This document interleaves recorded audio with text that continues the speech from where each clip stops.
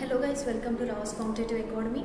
So ఈరోజు సెషన్లో ఏంటంటే ఆర్పిఎఫ్కి ఎవరైతే అప్లై చేసుకుంటారో కానిస్టేబుల్ అండ్ ఎస్ఐకి వాళ్ళు ఎలా అప్లై చేయాలి, అప్లై చేయడానికి కావాల్సిన డాక్యుమెంట్స్ ఏంటి, అవి ఎంత సైజులో ఉండాలి అనేది తెలుసుకోబోతున్నాం. సో ఫస్ట్ మనం rrbapply.government అని ఒక సైట్కి వెళ్తే కనుక మనకి ఇలా సైట్ అనేది ఓపెన్ అవుతుంది.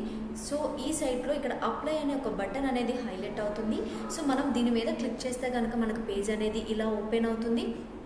సో ఇక్కడ మనకు 2 ఆప్షన్స్ కనిపిస్తున్నాయి, create an account and already have an account. So ప్రీవియస్గా ఎవరైతే ఏఎల్పి అండ్ టెక్నీషియన్కి అప్లై చేసిన వాళ్ళు ఉన్నారో so already have an account అని టైప్ చేస్తే కనుక ఇక్కడ మీ mobile number or email ID enter చేసేసి నెక్స్ట్ మీ పాస్వర్డ్ ఎంటర్ చేసి క్యాప్చా కోడ్ ఇవ్వడం జరుగుతుంది. క్యాప్చా కోడ్ ఎంటర్ చేస్తే కనుక మీరు లాగిన్ అయిపోవచ్చు.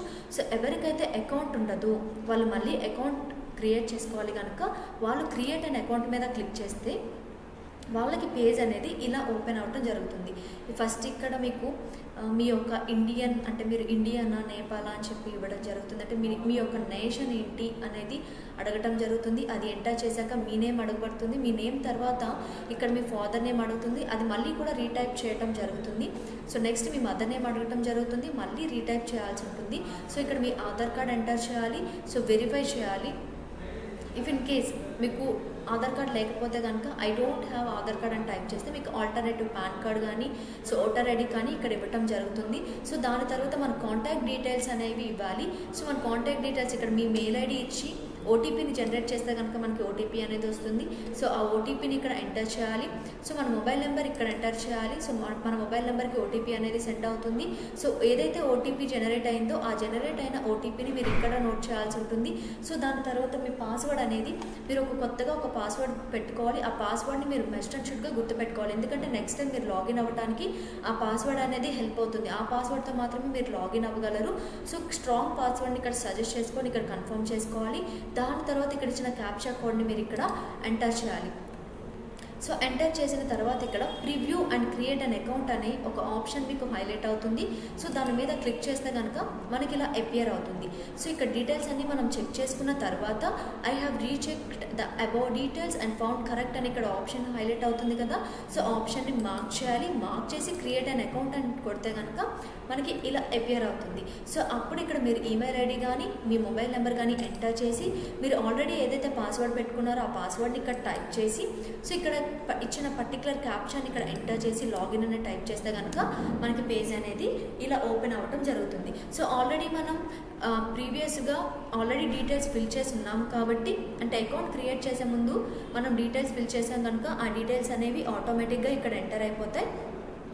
సో ఏవైతే కొన్ని కాలమ్స్ అనేవి న్యూగా ఇక్కడ కనిపించడం జరుగుతుంది అది ఇక్కడ నుంచి స్టార్ట్ అవుతుంది. అంటే మ్యారిటల్ స్టేటస్ అడుగుతుంది, మీరు మ్యారీడ్ అయితే మ్యారీడ్ అని, అన్మ్యారీడ్ అయితే అన్మ్యారీడ్ అని ఇక్కడ పెట్టుకోవాలి. నెక్స్ట్ రిలీజియన్ ఉంటుంది, మీరు హిందూనా ముస్లిమా క్రిస్టియనా అని. మీ రిలీజియన్ బట్టి ఇక్కడ మీరు రిలీజియన్ చూస్ చేసుకోవచ్చు. మీ మదర్ టంగ్ తెలుగు అయితే తెలుగు అని, ఇంగ్లీష్ అయితే ఇంగ్లీష్ అని, లేదు ఇంకేమైనా లాంగ్వేజ్ అయితే మీరు ఆ పర్టికులర్ మదర్ టంగ్ని మీరు ఇక్కడ ఎంటర్ చేసుకోవచ్చు. అండ్ మీరు ఎగ్జామినేషన్ సో ఏ లాంగ్వేజ్లో మీరు ఎగ్జామినేషన్ రాయాలనుకుంటున్నారో ఆ ఎగ్జామినేషన్ యొక్క లాంగ్వేజ్ని ఇక్కడ సెలెక్ట్ చేసుకోవచ్చు. సో మీ పర్టికులర్ మార్క్ ఐడెంటిఫికేషన్ అంటే మీకు ఏవైతే మోల్స్ ఉంటాయో ఆ మోల్స్ని ఇక్కడ ఎంటర్ చేసి నెక్స్ట్ మనం కమ్యూనిటీ డీటెయిల్స్ అనేవి ఎంటర్ చేయాల్సి ఉంటుంది. So community is nothing but your cost. మీరు ఎస్సీ అయితే ఎస్సీ అని, ఓబీసీ అయితే ఓబీసీ అని, ఓసీ అయితే ఓసీ అని, బీసీ అయితే బీసీ అని ఇక్కడ టిక్ చేసుకున్న తర్వాత మనకు సర్టిఫికేట్ నెంబర్ అండ్ ఏ రోజున అది ఇష్యూ చేయబడింది అనేసి ఇక్కడ అడగటం జరుగుతుంది. సో ఇక్కడ మీ సర్టిఫికేట్ నెంబర్ యాడ్ చేయాలి. అండ్ ఇక్కడ ఏంటంటే ఏ అథారిటీ ద్వారా మీకు కాస్ట్ సర్టిఫికేట్ అనేది ఇవ్వబడుతుంది అనేది ఇక్కడ నోట్ చేయాలి. సో ఇక్కడ issues in state, A state మీకు ఇష్యూ చేస్తుందో ఆ స్టేట్ ఎంటర్ చేయాల్సి ఉంటుంది. సో ఇక్కడ మీ డేట్ ఆఫ్ ఇష్యూ, ఏ డేట్ని మీకు సర్టిఫికేట్ అనేది ఇష్యూ చేశారో దాన్ని ఎంటర్ చేయాలి. ఇక్కడ మీరు రైల్ ట్రావెల్ చేయాలి అనుకుంటే కనుక అది కూడా మీరు ఇక్కడ ఎస్ ఆర్ నో అనేది పెట్టుకోవాలి. సో దాని తర్వాత ఇక్కడ మనకి దగ్గరలో ఉన్న రైల్వే స్టేషన్ని అడగటం జరుగుతుంది. అంటే ఈ ఫ్రీ రైల్ ట్రావెల్ అనేది ఎవరికి ఎలిజిబుల్ అంటే కనుక ఓన్లీ ఎస్సీ వాళ్ళకి మాత్రమే ఎలిజిబుల్, ఎస్సీ ఎస్టీ వాళ్ళకి మాత్రమే. సో ఇక్కడ ఏంటి అంటే ఇక్కడ మీ దగ్గరలో ఉన్న రైల్వే స్టేషన్ని అడగటం జరుగుతుంది. అదే రిమైనింగ్ వాళ్ళకైతే ఓన్లీ క్యాస్ట్ సర్టిఫికేట్ అడుగుతుంది, ఇష్యూయింగ్ డేట్ అడుగుతుంది, అథారిటీ అడుగుతుంది, అంతకుమించి ఇంకేమీ కూడా అడగదు. తర్వాత ఇక్కడ మీకు ఇచ్చిన క్యాస్ట్ సర్టిఫికేట్ని మనం అప్లోడ్ చేయాల్సి ఉంటుంది. ఎవరైతే ఫ్రీగా ట్రైల్లో ట్రావెల్ చేయాలనుకుంటారో SC ST వాళ్ళు అప్లోడ్ చేసుకుంటే సరిపోతుంది. అదే ఓబీసీ నాన్ క్రీమీ లేయర్ అయితే కనుక నాన్ క్రీమీ అని, క్రీమీ లేయర్ అయితే కనుక క్రీమీ లేయర్గా పెట్టుకోవాలి. సో దాని తర్వాత మన పోస్టల్ అడ్రస్ అనేది ఇవ్వటం జరుగుతుంది. సో ఇక్కడ మనం ఏదైతే క్యాస్ట్ సర్టిఫికేట్ అప్లోడ్ చేస్తామో ఆ క్యాస్ట్ సర్టిఫికేట్ అనేది 500 KB లోపల మాత్రమే ఉండాలి. అబోవ్ 500 KB ఉంటే కనుక యాక్సెప్ట్ చేయడం జరగదు. సో దాని తర్వాత మనకి ఇక్కడ ప్రజెంట్ అడ్రస్ అనేది అడగడం జరిగింది. సో ఇక్కడ మీ స్టేట్ ఎంటర్ చేయాలి, ఇక్కడ మీ డిస్ట్రిక్ట్ ఎంటర్ చేయాలి, ఇక్కడ మీ పర్టికులర్ అడ్రస్ ఎంటర్ చేయాలి, ఇక్కడ పిన్ కోడ్ అండ్ ఇక్కడ ఏంటి అంటే మీ విలేజ్ ఆర్ టౌన్ సిటీని ఎంటర్ చేయాల్సి ఉంటుంది. సో ఇదే మీ పర్మనెంట్ అడ్రస్ అయితే కనుక ఇక్కడ మార్క్ చేసేసి సేవ్ అండ్ నెక్స్ట్ అని కొడితే కనుక మనకి పేజ్ అనేది ఇలా ఓపెన్ అవ్వడం జరుగుతుంది. సో ఇక్కడ మీరు SIకి అప్లై చేయాలనుకుంటే SI దగ్గరని, ఎందుకంటే ఇక్కడ చూడండి సబ్ ఇన్స్పెక్టర్ అని ఉంది అవునా. మీరు SIకి అప్లై చేయాలనుకుంటే ఇక్కడ SI అని, లేదు కానిస్టేబుల్కి అప్లై చేయాలనుకుంటే మీరు ఇక్కడ మార్క్ చేసేసి నెక్స్ట్ అని టైప్ చేస్తే కనుక మీకు పేజ్ అనేది ఇలా ఓపెన్ అవ్వడం జరుగుతుంది. సో మీరు ఏదైతే ఆల్రెడీ అప్లై చేశారో సో ఈ పేజ్ మొత్తము కూడా మీకు కనిపిస్తుంది. దాని తర్వాత మనకి ఇలా కేటగిరీ డీటెయిల్స్ అనేవి ఇవ్వటం జరుగుతుంది. అంటే మీరు పర్టికులర్గా ఎక్స్ సర్వీస్ మ్యాన్ అంటే కనుక మీరు ఎక్స్ సర్వీస్ మ్యాన్ అయితే ఎస్ అని, నో అయితే కనుక నో అని పెట్టాలి. సో నెక్స్ట్ ఏంటంటే బెంచ్ మార్క్ డిజాబిలిటీ, మీరు ఏమైనా ఫిజికల్ డిజాబిలిటీతో ఉంటే కనుక ఎస్ అని, లేకుంటే కనుక నో అని పెట్టాలి. సో ఇక్కడికి వచ్చేసరికి EBC సర్టిఫికేట్ అడుగుతుంది. సో మీకు ఎకనామికల్లీ బ్యాక్వర్డ్ క్లాసెస్ అయితే కనుక మీరు సర్టిఫికేట్ని పెట్టుకోవచ్చు ఎస్ అని, లేదు నో అయితే కనుక నో అని పెడతారు. సో నెక్స్ట్ మీరు ఇండియన్ రైల్వేస్ ఎంప్లాయ్ అని అడుగుతున్నారు. సో మీరు ఇండియన్ రైల్వేస్ యొక్క ఎంప్లాయ్ అయితే ఎస్ అని, నో అయితే కనుక నో అని పెట్టుకోవాలి. సో దాని తర్వాత మీరు ఏదైనా ప్రెజెంట్ ఏదైనా డిపార్ట్మెంట్లో కానీ ఆర్గనైజేషన్లో కానీ వర్క్ చేస్తే కనుక అది సెంట్రల్ గవర్నమెంట్, ఇక్కడ మీరు క్లిక్ చేస్తే కనుక ఇక్కడ సెంట్రల్ గవర్నమెంటా స్టేట్ గవర్నమెంటా ఆర్ ఎల్స్ అని చెప్పి మనకి ఇక్కడ ఆప్షన్స్ ఇవ్వడం జరుగుతుంది. సో మీరు ఇంతకుముందు ఏదైనా ఆర్గనైజేషన్లో వర్క్ చేస్తే కనుక అది ఆప్షన్ చూస్ చేసుకుంటారు, వర్క్ చేయకపోతే కనుక నాట్ అప్లికబుల్ పెట్టుకుంటారు.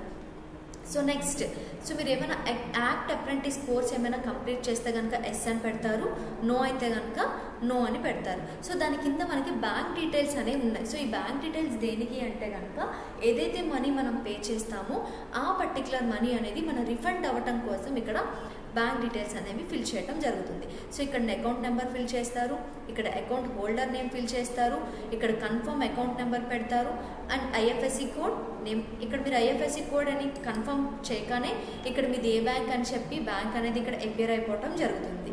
సో దీని తర్వాత సేవ్ అండ్ నెక్స్ట్ అని మీరు మార్క్ చేస్తే కనుక మీకు పేజ్ అనేది ఇలా ఓపెన్ అవుతుంది.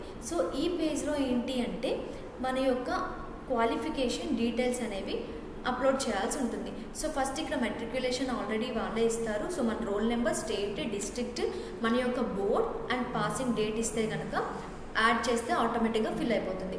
తర్వాత మన గ్రాడ్యుయేషన్ కానీ డిప్లొమా కానీ చేసిన వాళ్ళం అయితే కనుక ఏ కోర్స్ చేస్తే కనుక ఆ కోర్స్ని ఇక్కడ క్లిక్ చేసి ఆ కోర్స్ని మనం యాడ్ చేసుకోవచ్చు. సో అది యాడ్ చేసిన తర్వాత నెక్స్ట్ అని కొడితే కనుక మనకి పేజ్ అనేది ఇలా ఓపెన్ అవ్వడం జరుగుతుంది. సో ఆ పేజ్ ఓపెన్ అయ్యాక చూడండి ఫస్ట్ మనకి ఫోటో అనేది అప్లోడ్ చేయాల్సి ఉంటుంది. సో ఫోటో అనేది 300x240 పిక్సెల్స్లో మాత్రమే ఉండాలి. ఆర్ఎల్స్ సైజ్ అనేది 35mm to 45mm లోపల మాత్రమే ఉండాలి, అంతకు మించి ఉండకూడదు. అండ్ ఫోటో అనేది JPGలో కానీ JPEG ఫార్మాట్లో మాత్రమే ఉండాలి. And photography should between 30 KB to 70 KB, 30 KB నుంచి 70 KB లోపల మాత్రమే ఉండాలి. 70 KBకి ఎక్కువ ఉన్నా యాక్సెప్ట్ చేయదు, 30 KBకి తక్కువగా ఉన్నా కూడా యాక్సెప్ట్ చేయడం అనేది జరగదు. అండ్ మీరు ఏదైతే ఫోటోగ్రఫీ అప్లోడ్ చేస్తారో అది మీకు 6 months కంటే తక్కువగా ఉండేది ఉండకూడదు. రీసెంట్గా ఈ 6 monthsలో తీసుకున్న ఫోటో మాత్రమే అది అయి ఉండాలి. అండ్ బ్యాక్గ్రౌండ్ అనేది ఓన్లీ వైట్ కలర్లోనే మాత్రమే ఉండాలి, ఇంకే కలర్లో కూడా ఉండకూడదు. సో వేరే కలర్లో ఉంటే కనుక ఫోటో అనేది యాక్సెప్ట్ చేయబడదు. అండ్ స్పెక్ట్స్ అనేవి ఉండకూడదు, అండ్ షేడోస్ అనేవి ఉండకూడదు, జ్యువెలరీ అనేది పడకూడదు. సో మనకి ఏవైతే డార్క్ గ్లాసెస్ ఉంటాయో డార్క్ గ్లాసెస్తో ఫోటో అనేది ఉండకూడదు, క్యాప్తో కూడా ఫోటో అనేది ఉండకూడదు. ఫోటో అనేది క్లియర్గా ఉండాలి. ఫార్మాట్ అనేది JPG కానీ JPEGలో కానీ మాత్రమే ఉండాలి. అప్పుడు మాత్రమే మనం ఇక్కడ బ్రౌజ్ చేసి సో మన డాక్యుమెంట్స్లో ఉన్న ఫోటోని అప్లోడ్ చేస్తే అప్పుడు మాత్రమే ఫోటో అనేది అప్లోడ్ అవ్వటం జరుగుతుంది. సో ఇక్కడ మనం జూమ్ ప్లస్ జూమ్ మైనస్ అని వస్తుంది, దాని పక్కన మనకి టిక్ మార్క్ అనేది విజిబుల్గా ఉంటుంది. సో మీరు టిక్ మార్క్ని మార్క్ చేయగానే ఇక్కడ ఫోటో అనేది మీకు అప్లోడ్ అయిపోతుంది. సో నెక్స్ట్ ఏంటి అంటే మనకి సిగ్నేచర్ అనేది యాడ్ చేయాల్సి ఉంటుంది. సో సిగ్నేచర్ అనేది ఆ సిగ్నేచర్ ఇమేజ్ అనేది మనకి టోటల్గా నియర్ 30 KB to 70 KBలో మాత్రమే ఉండాలి. 30 KBకి తక్కువ ఉండకూడదు, యాజ్ వెల్ యాజ్ 70 KBకి ఎక్కువ కూడా ఉండకూడదు. సో మన సిగ్నేచర్ అనేది మనది మాత్రమే ఉండాలి. ఇంకెవరిదైనా ఉంది అని తర్వాత తెలిస్తే కనుక మనం డిబార్ అయ్యే ఛాన్సెస్ అనేది ఉంటుంది. అయితే సిగ్నేచర్ కూడా మనకి 50 mm into 20 mm లోపల మాత్రమే ఉండాలి. ఎయిదర్ బ్లాక్ పెన్తో ఉండాలి ఆర్ ఎల్స్ బ్లూ పెన్తో మాత్రమే ఉండాలి. And signature must be in running letters, not in block letters. So block లెటర్స్లో ఉండకూడదు, ఓన్లీ రన్నింగ్ లెటర్స్లో మాత్రమే మనకి సిగ్నేచర్ అనేది ఉండాలి. సో ఇక్కడ మీరు బ్రౌజ్ చేసి మళ్ళీ డాక్యుమెంట్స్లోకి వెళ్ళి సిగ్నేచర్ని తీసి అప్లోడ్ చేయగానే మళ్ళీ ఇక్కడ Zoom plus Zoom minus and tick mark అనేది మీకు అపియర్ అవుతుంది. సో టిక్ మార్క్ని క్లిక్ చేయగానే ఆటోమేటిక్గా మీకు ఇక్కడ సిగ్నేచర్ అనేది అప్లోడ్ అయిపోతుంది. So next save and next click చేయగానే మనకి ఇలా ఫార్మాట్ అనేది ఓపెన్ అవుతుంది, పేజ్ అనేది ఇలా అపియర్ అవుతుంది. సో ఇక్కడ I'm not currently debarred by any RRB or RRC. So మీరు రైల్వే బోర్డు నుంచి డిబార్ అయితే కనుక మీరు ఇక్కడ టిక్ మార్క్ అనేది పెట్టకూడదు. ఇఫ్ ఇన్ కేస్ అవ్వకపోతేనే ఇక్కడ మీరు మార్క్ చేయాల్సి ఉంటుంది. ఇక్కడ మనకు బాక్స్ అనేది కనిపిస్తుంది, సో బాక్స్ మీద మార్క్ చేయాలి. సో ఇక్కడ కూడా I hereby declare that I have gone through eligibility criteria for this post. So ఏదైతే పోస్ట్ ఉందో దానికి నేను ఎలిజిబుల్ అండ్ దేనిలో కూడా నేను లైస్ చెప్పలేదు. నేను పెట్టిన ప్రతి ఒక్క డాక్యుమెంట్, ప్రతి ఒక్క ఇన్ఫర్మేషన్ కూడా ట్రూ అని పెట్టి మీరు ఇక్కడ టిక్ మార్క్ చేయాల్సి ఉంటుంది. ఇక్కడ మీ ప్లేస్ ఎంటర్ చేసి ఇక్కడ మీ సిగ్నేచర్ ఆటోమేటిక్గా అప్లోడ్ అయ్యేటట్టు ఇక్కడ మీకు అపియర్ అవుతుంటుంది. తర్వాత మీరు ప్రివ్యూ అప్లికేషన్ అని కొడితే కనుక మీకు అప్లికేషన్ అనేది అపియర్ అయిపోతుంది.